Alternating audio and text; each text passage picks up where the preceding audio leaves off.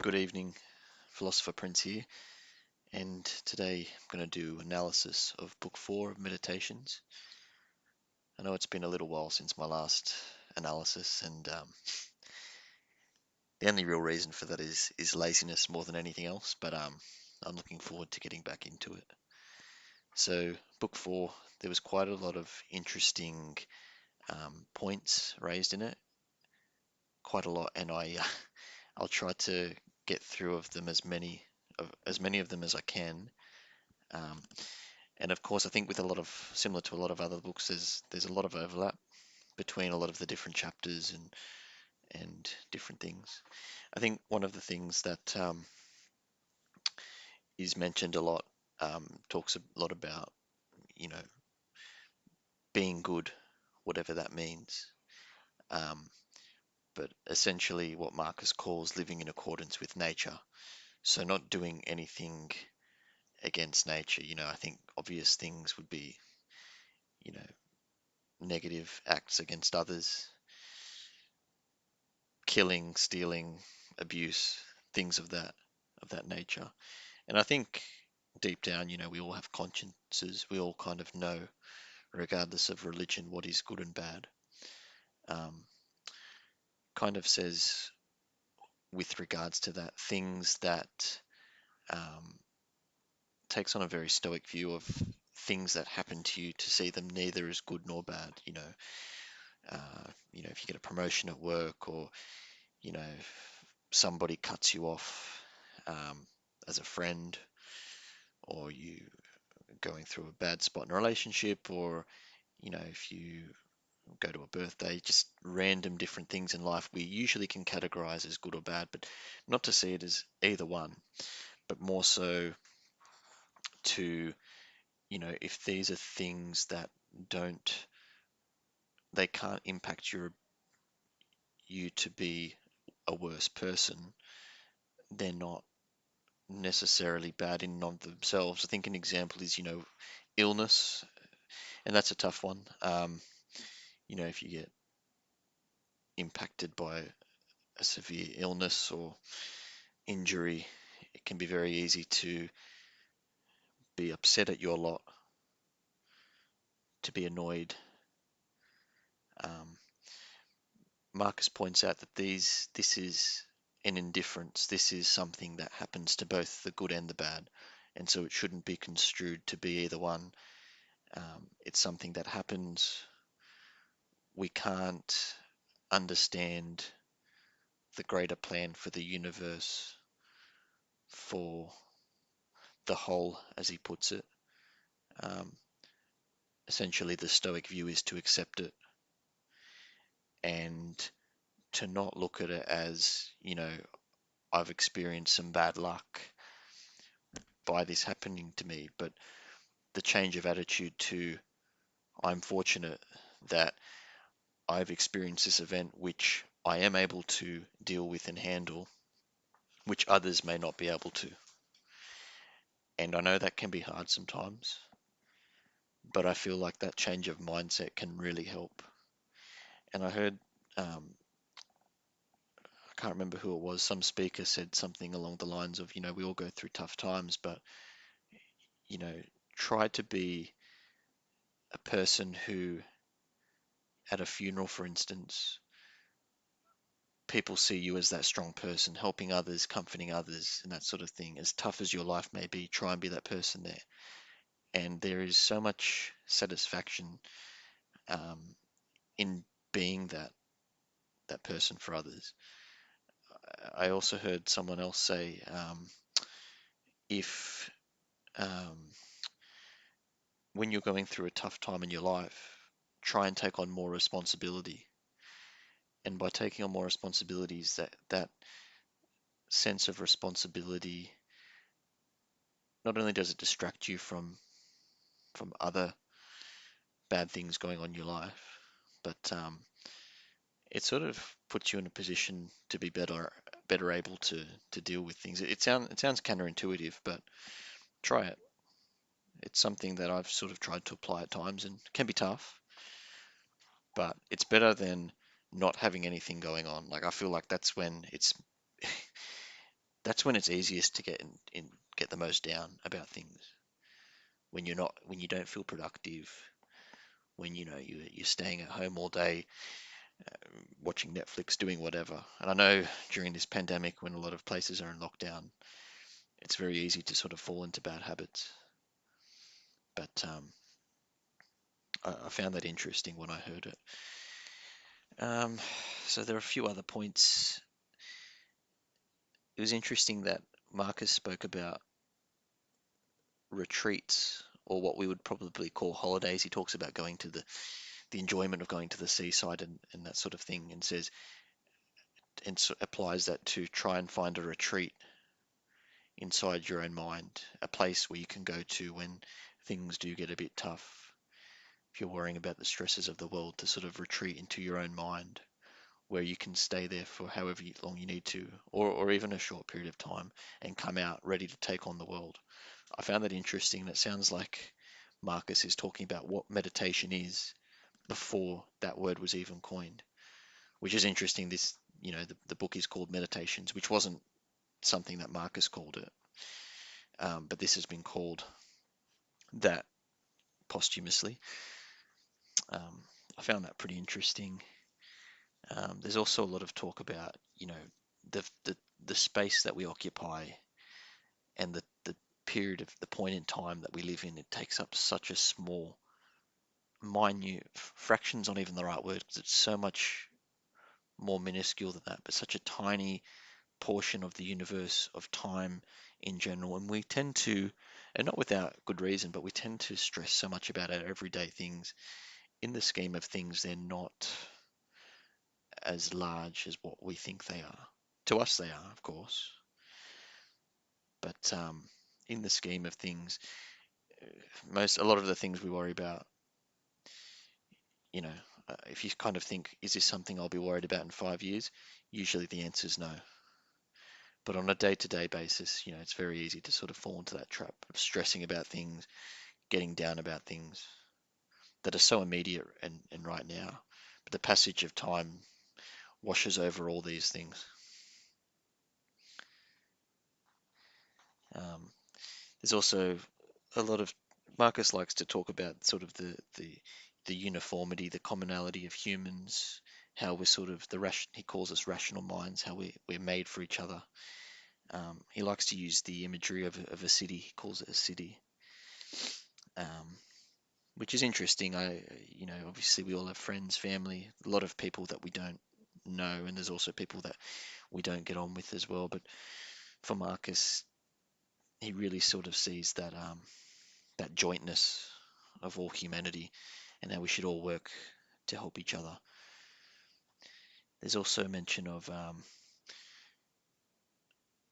the nature of certain people. Sometimes when people do certain things, we can get annoyed by it. It can get us down.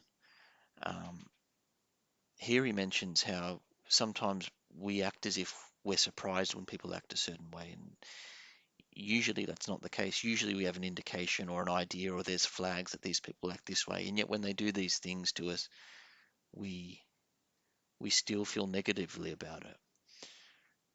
And it's almost like, if you pick up a snake and it bites you, should you be upset by that? Like, it's almost as if that's the snake's nature. You shouldn't be annoyed at that. You should learn from that, but that shouldn't make you feel bad. And it also links very nicely to another point, which is, if something is beautiful, like a flower or an artwork or gold, the worth of these things is completely irrelevant to what someone determines they are. Like, you know, if somebody looks at a rose and says this is ugly, it's like, does that change the beauty of that rose? I mean, the rose is either beautiful or not, and that can be considered subjectively. But the other side of it is that beauty, for whatever that's worth, is inherent. And I mean, that can sort of extend towards people.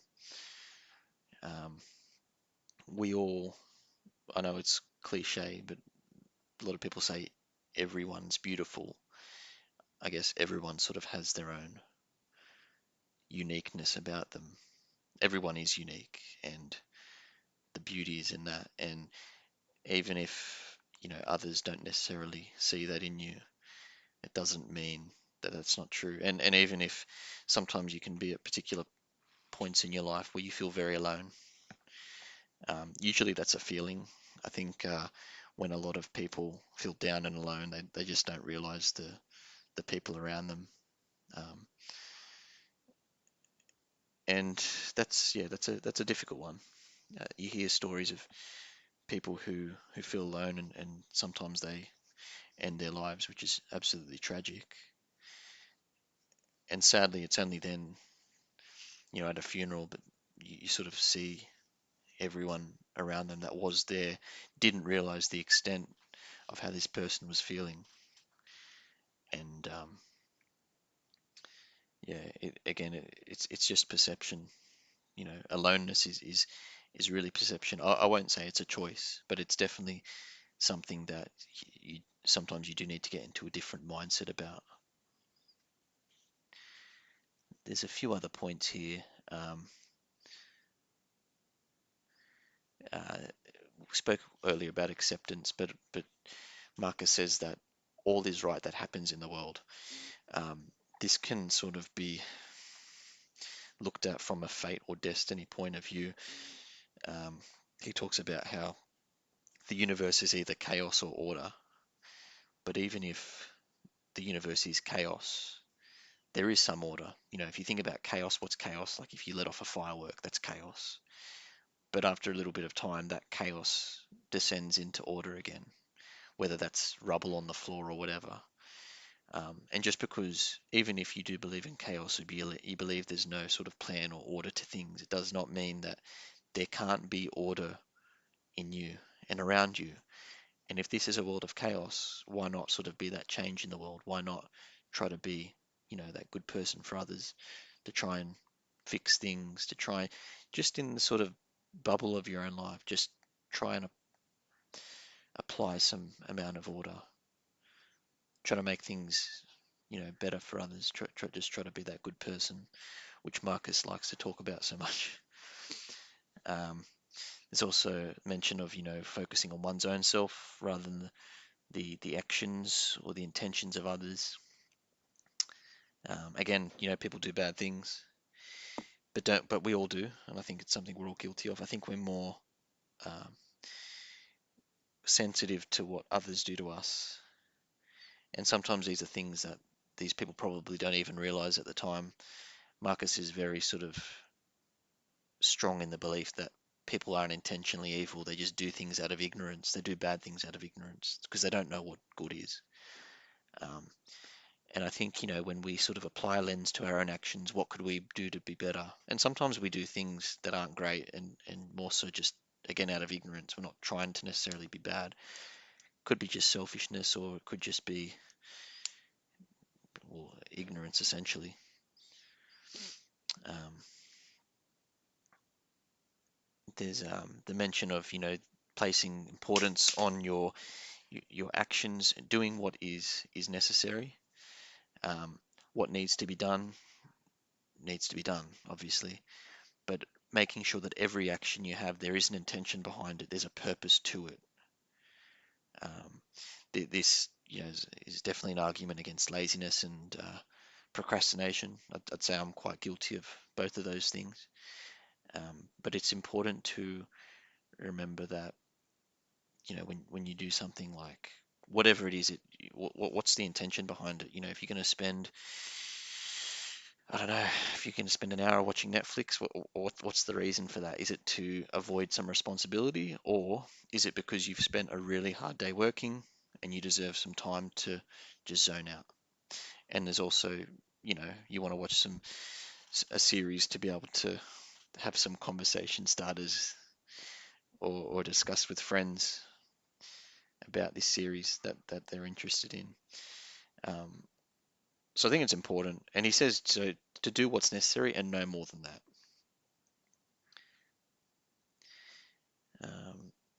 there's a few more points speaking about the shortness of life, living for today, acting as if, and I know this has been said to death, this is cliche at this point, but living each day as if it's your last.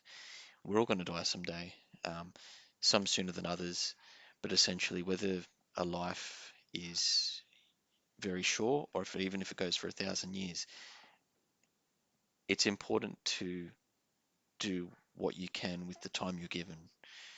And really, a life 1,000 years isn't um, necessarily better or worse than a much shorter life. Because even if you live a good life, a really long life, um, and people remember you, even one day those people will be dead one day too, and also will be forgotten. Um, there's this very popular saying that we all die twice. The first time is when we breathe our last breath, and the second time is when a person speaks our name for the last time. And that's going to happen to everyone. So it's important to not get too sort of caught up in the day-to-day trivialities and try to look more at the big picture, trying to live a good life, being a good person, living in accordance with nature, and not getting too caught up in the day-to-day events of things that we consider bad, which in reality are indifferent events because they happen to both good and bad people equally.